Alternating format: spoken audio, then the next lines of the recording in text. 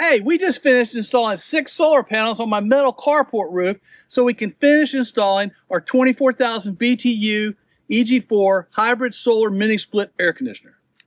I'm doing it all with no fancy reel systems and parts that you can easily get from Amazon and Home Depot. Hey, stick around till the end of the video and you'll see how I magically transform hot Texas sunshine into ice cold air, never touching the grid. Let's go. Hey, welcome back to the channel. Here at Taylor Hill Farm, we're living just 2 steps from off grid and working every day to close that gap completely. Today's the day. We're wrapping up the complete install of my 24,000 BTU EG4 hybrid solar mini split air conditioner. And I saved the best part, or maybe the sweatiest part, for last. Installing and wiring up the solar panels. But instead of going with an expensive turnkey rail system, I went totally DIY. Since the carport is right next to the outdoor unit, I installed the panels right on top of the corrugated metal roof using Unistrut and Madrack mounting brackets. Everything I used came from Amazon and Home Depot. The links are down in the description. For panels, I used one of my go-to favorites, the 400-watt bifacial Hyperion panels from Runnery. They're dual glass, high performance, and they put out great power even in lower light. The panels are around 45 inches by 68 inches, or about as big as one person should be handling on top of a roof, I can tell you that. But they've been solid performers for me. Now the price has ticked up since last year, but you can still save $50 off when using my discount code whenever you order 10 panels or more.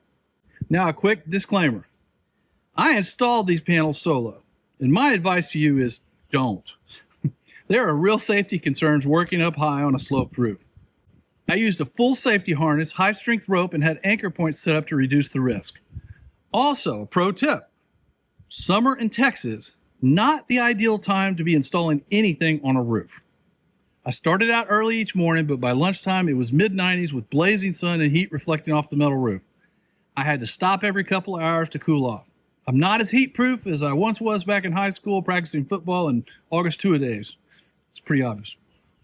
And hey, before we dive any deeper, I want to say this. I want to say a big thank you to everyone who's used our Signature Solar discount code to save $50 off your purchase over $500. You get $50 off every $500, and we get a small commission that helps us bring more solar gear reviews and installs your way.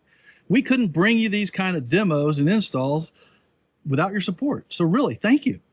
Hey, I've heard from a lot of folks who have recently picked up the EG4 hybrid mini split units. If you're eyeing one and they're temporarily on back order on the website, don't sweat it. No pun intended. Summer obviously spikes the mini split demand, but in my experience, even if it's on back order, they usually ship out within 30 to 45 days. All right, let's talk panel layout. I measured the roof carefully and I left 2 feet around the edges for access. The roof faces west, not ideal for solar in general, but perfect for AC cooling during peak afternoon heat. Yes, the panels aren't centered on the roof, and yes, that was on purpose. I tracked the shade patterns between May and September, and the left side gets shaded first, so I shifted everything to the right so I could catch more of the late day sun. For mounting, I used just common aluminum solar panel end clamps and mid clamps from Amazon. A quick heads up though, most of those come with metric bolts, but my spring nuts that I already purchased were SAE. So I had to swap out the metric Allen cap bolts for the same size as my spring nut hardware. Just keep that in mind if you're mixing brands or using Unistrut. I did see some clamps that come with the Unistrut nuts mounted on them, so I'll leave a link to those as well. And here's a tip. Test your end clamps on the solar panels. I initially used 35mm clamps, and they were a tad too loose. I had to reorder 30mm clamps to get a snug fit with these panels on top of Unistrut rails. So always measure thrice and install once. To mount all 6 panels, I used 2 10-foot sections of Unistrut. And then I cut a third section into 3.5-foot pieces for the final section. Each section was secured with Madrack metal roof mounts, and these are solid, budget-friendly mounts that I got from Amazon. But if you can't find the Madrack mounts in stock on Amazon, then I'd recommend using the S5 metal roof brackets from Signature Solar. Check the link in the video description. Now, to get these panels on the roof, I used a forklift basket on my front end loader. It barely reached the 10-foot carport height, but it worked. It was much better than wrestling panels up a ladder like I did with my first ground mount setup. This 43-inch forklift safety cage basket is amazing and it's great for all sorts of jobs around the farm. Believe it or not, I got it on Amazon and they delivered it to my mailbox. I definitely owe the UPS driver a Christmas card for unloading that behemoth. It's easily 100 pounds or more, but it's easy to assemble and it has a 1,300 pound capacity. Another important note, I tied my safety rope off to the tractor the first day and then later on the back of my SUV. Pro tip, don't do that unless everyone in your house knows not to take the car for a spin. I had a real Clark Griswold dog on the bumper moment thinking back on it later. Okay, once the panels were on the roof, I followed my top 3 panel install tips. Number 1, start installation from the far end of the PV string. Number 2, run your return wire back with the first panel installed. And number 3, wire your panels up as you go. You do not want to try to come back later when the wires are trapped under the panels to connect them. Make sure you've got enough rail and hardware to finish the job. Don't forget my motto again, measure thrice, install once. Reinstalling panels on a roof in the heat is no fun, trust me. After the second panel was installed, things started moving quickly. The biggest challenge obviously was the heat, but everything fit and it held solid. I ran the PV wires down the leg of the carport where I'd install a DC isolator switch, and then we'll bury the wire and conduit along the edge of the carport and then run it over into the AC unit. Once the panels were installed, I pre-installed some Stobly connectors on both ends of the wires just so I could test the voltage. Came in at just under 200 volts and we were ready to power up the mini split for a test drive.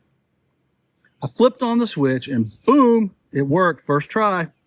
Amazing. The mini split kicked on, blasting cold air using just the sun. Meanwhile, our house was still running on its main solar and charging the batteries with no noticeable change in electric load. Priceless. It's hard to explain how cool it is, literally. Another pun, sorry. To feel cold air blowing and know you're not spending a dime on utilities to run the AC. For folks like me who grew up near the Gulf Coast, you remember air conditioning was a luxury. Used sparingly. Opening and closing doors would get your hiney spanked when the AC was on, and running it all day was unheard of. Now, just 6 solar panels can keep the shop cool for hours, and 90% of that energy never even touched the grid. Best of all, this EG4 hybrid system is DC to DC. That means no inverter loss. It's one of the most efficient uses of solar panels I've ever installed.